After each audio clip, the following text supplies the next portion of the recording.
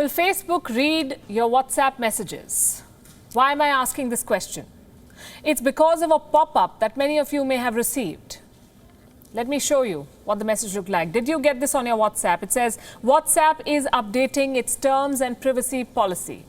And right at the bottom, there is a button to accept the new terms.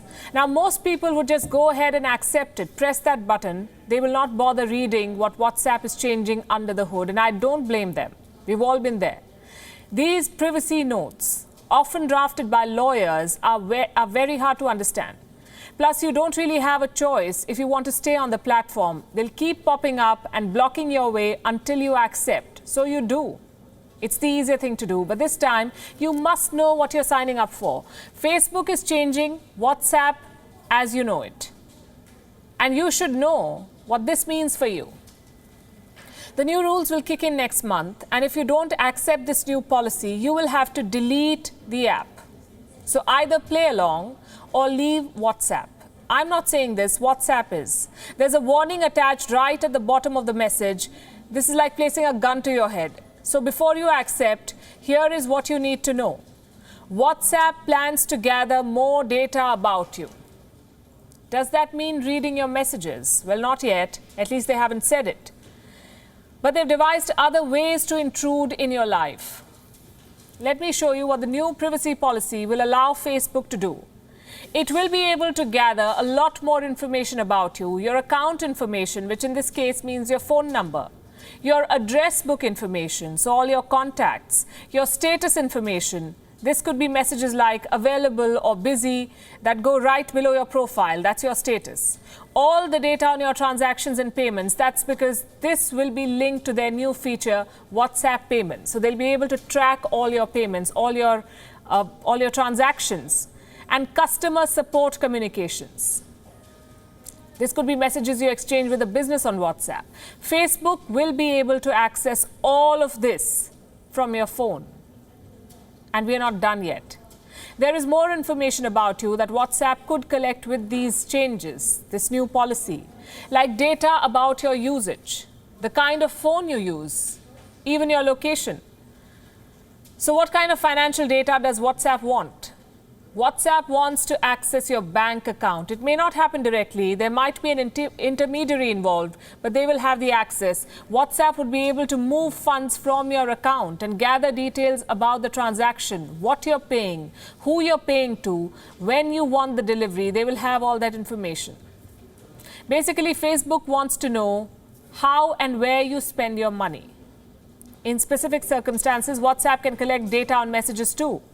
Like when a message has not been delivered, WhatsApp can keep the message in encrypted form for 30 days. As it tries to deliver it, after that, the message will be deleted. Similarly, when you forward a message with media, like a message with a video or photos, WhatsApp says it can temporarily keep the message on its servers. So while WhatsApp may not technically be reading your encrypted chats with friends and family, it can still know a lot about you. And all that information can potentially be used to create your unique profile. Your habits, your preferences, your transactions, that will be part of your profile. Then this profile goes to Facebook.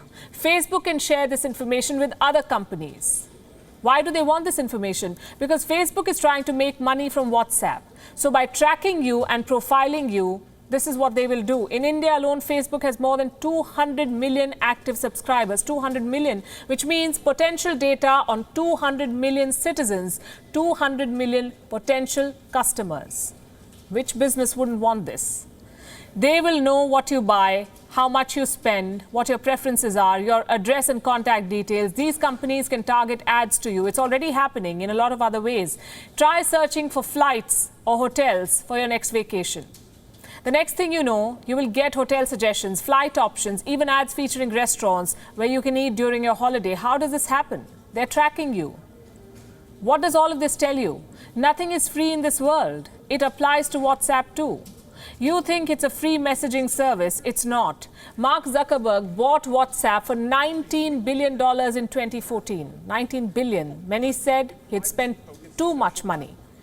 But he had a plan. Did you know that Facebook makes 99% of its revenue from advertising? That's according to one report. Imagine how much more it can make with targeted ads. WhatsApp could launch Facebook into e-commerce. 2 years after acquiring WhatsApp, Mark Zuckerberg wanted it to start making money. The founders of WhatsApp disagreed with that plan. They were unhappy with Facebook's business model. They had to leave the company. What is this business model? Advertising. That is Facebook's business model. Facebook collects your data for targeted ads. That's how they make money. Now it will use WhatsApp to expand this operation, feed it to its giant network. Facebook will use it to sell ads to companies. Facebook wants to host businesses on WhatsApp. So you may see an ad on Facebook or Instagram and potentially end up buying that same product through WhatsApp. That's their plan. WION is now available in your country. Download the app now and get all the news on the move.